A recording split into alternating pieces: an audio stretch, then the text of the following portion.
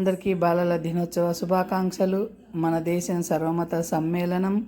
ఆ సర్వమత సమ్మేళనం నుంచి ఈ బాలలు ఎన్నో మంచి మంచి విషయాలు నేర్చుకొని మన పూర్వీకుల నాయకులు, ప్రజెంట్ నాయకులు అందరినీ ఆదర్శంగా తీసుకొని మనం అందరం మన పిల్లలు సమాజానికి ఉపయోగపడేట్టు నేటి బాలలే రేపటి పౌరులు.